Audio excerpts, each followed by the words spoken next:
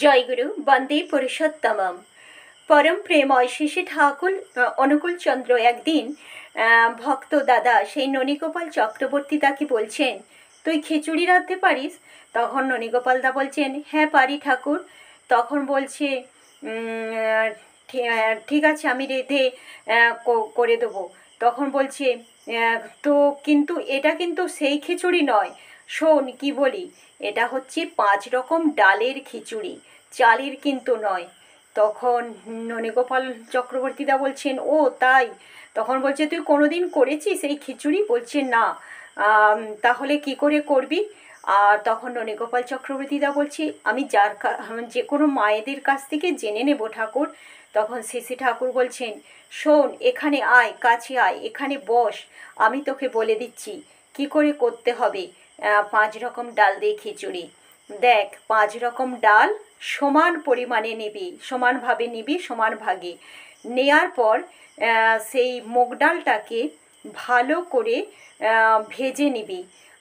আর নিবি কলাই ডাল, মটর ডাল, আর ছোলার ডাল, আর মসুর ডাল। প্রত্যেকটা ডাল আলাদা আলাদা করে সিদ্ধ করে নিবি।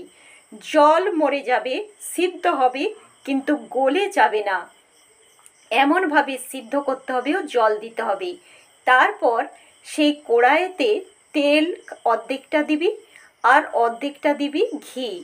তার মধ্যে তেজপাতা ফোড়ন দিবি, লঙ্কা ফোড়ন দিবি, গরম মশলা ফোড়ন দিবি, দিয়ে সেই ডালটাকে সাঁতলে দিবি।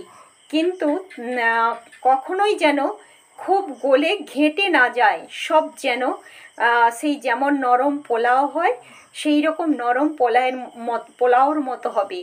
এর মধ্যে দিবি একটু আদা বাটা, একটু জিরা বাটা, হলুদ, নুন সবই দিবি। আর দিয়ে তারপর নামিয়ে নিবি। আর ঠিক দেখবি সুন্দর হবে খেতে। সব কিছু সিদ্ধ হবে কিন্তু কোনো ঘেঁটে যাবে না, গলে যাবে না।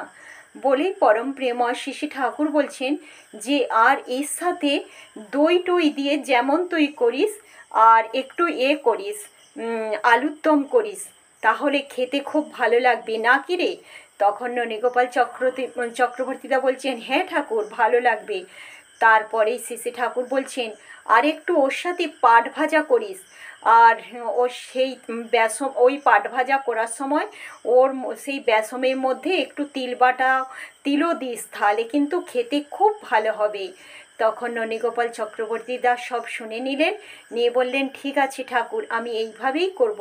ননীগোপাল চক্রবর্তী দা খুব সুন্দর রান্না করতে পারতেন, তাই শ্রী ঠাকুর ওনাকে দিয়ে এইভাবেই রান্না করাতেন। আর শ্রী ঠাকুর নিজে বিভিন্ন রকম রান্নার পদ বিভিন্ন সময়ে মায়েদের বলে দিয়েছেন, করিয়েছেন। মানুষজনকে খাওয়াতে তিনি খুব খুব ভালোবাসতেন। আর এটাই ছিল, শ্রী ঠাকুর নিজে খেতেন কম, কিন্তু বিভিন্ন রকমারি খাবার তিনি পছন্দ করতেন, আর লোকজনকে খাওয়াতেও খুব ভালোবাসতেন। তো এই হলো আজকের 5 রকম ডালের রান্নার রেসিপি। যদি কারো ভালো লাগে তাহলে অবশ্যই লাইক, কমেন্ট, শেয়ার, সাবস্ক্রাইব করবেন, আর পাশে থাকবেন, আমাকে প্রেরণা দিবেন এমনই সুন্দর সুন্দর ভিডিও পাওয়ার জন্য। জয় গুরু, সবাইকে জয় গুরু।